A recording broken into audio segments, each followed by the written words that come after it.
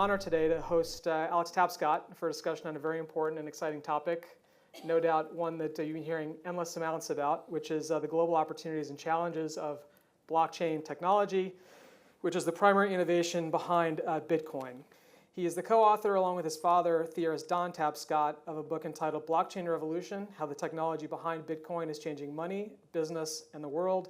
Welcome to Goldman Sachs. Pleasure to be here. Thanks, Tom. Why don't you just talk a little bit about what the blockchain is and how Bitcoin is related, just to sort of baseline the conversation today. So we've been researching this subject for quite some time and become convinced basically that the blockchain and blockchain technology represents the second generation of the internet.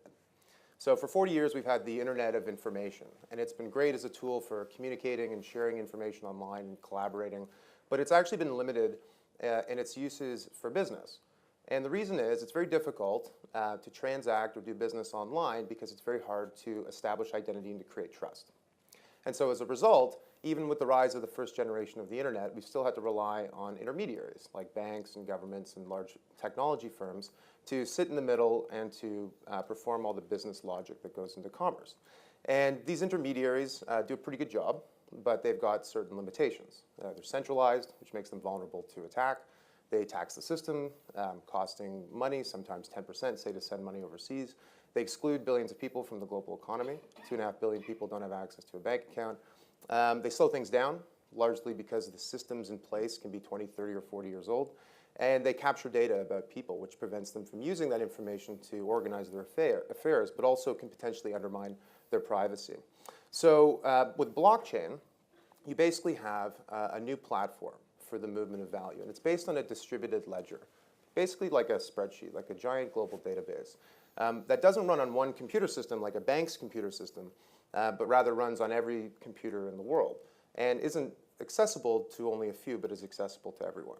Where not just information, what we think of like PDFs or emails or websites or voice over IP, but anything of value: money, stocks, bonds, titles, deeds, intellectual property with specific licensing requirements, even votes in an election can be moved, stored, and managed securely and privately, and where trust is not established by a third party, but rather is established through mass collaboration and some clever code.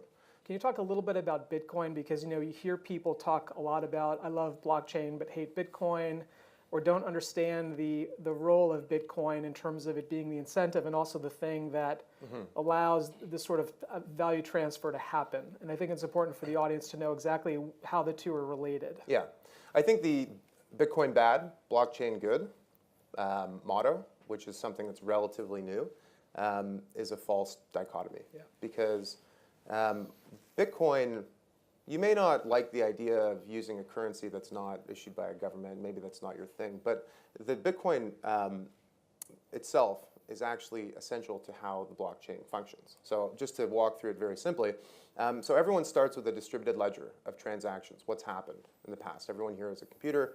They can all see that. You're all entering into transactions with each other. They're happening constantly on the network.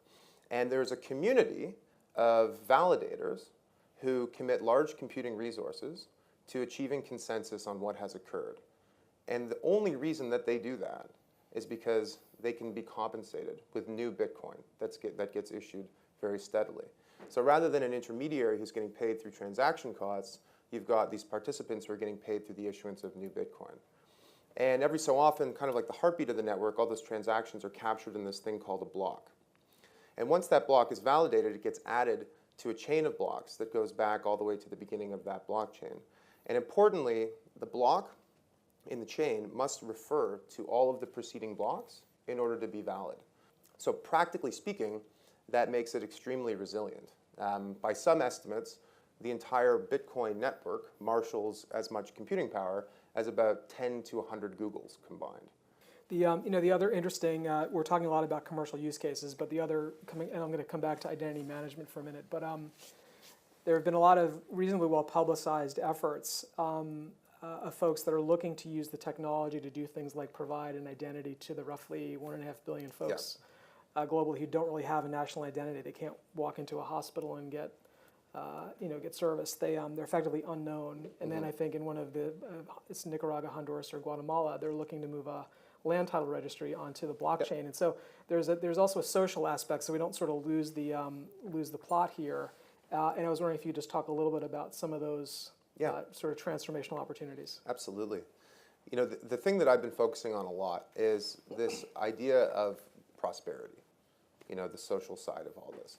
If you're one of the 2.5 billion people in the world who can't access basic financial services, a way to move and store money, really that's it. Make payments and keep your savings safe. You are never going to get ahead. You're never going to escape the cycle of poverty. If you're someone whose wealth is tied up in a home with a flaky title, a title that's not enforceable by a government or might be duplicated by your neighbor or whatever, you're never going to actually be able to build wealth. And this is a problem that plays out with regularity all around the world. In Honduras, the most recent president was actually ousted from power in a bloodless coup because he was expropriating land from people and giving it to his friends and cronies. In Haiti, after the earthquake hit, all of the land title records were stored in one building in Port-au-Prince, which collapsed and burnt to the ground. So all of the records of who anybody was or what they owned disappeared. So this is a very, very big issue. Could you use blockchain to improve the state of land titles in parts of the world? Georgia, Sweden, and Honduras are now working with companies to figure this out. Based on your research and some of the discussions you've had with folks, how would you think about the progression over the next couple of years? The next year and a half is going to be really critical for all of this, because if nobody comes up with a way for people to access this seamlessly and use it in their daily lives, I think a lot of wind will be taken out of the sails. You know, I mean, it's the nature of cycles where there is a lot of expectation and a lot of hope built into this technology. And I think long term it will deliver, but in the short term, you know, have we gone from rational exuberance to irrational exuberance? Yeah. Or have we gotten a little ahead of our skis? We'll see. But I think there's a lot of, you know, you go online, you read about the stories and the companies that are being built using this technology, it's pretty inspiring. Great. With that, I think we're going to conclude. I'd like to thank Alex for his time today. Thank you very much. Thank you.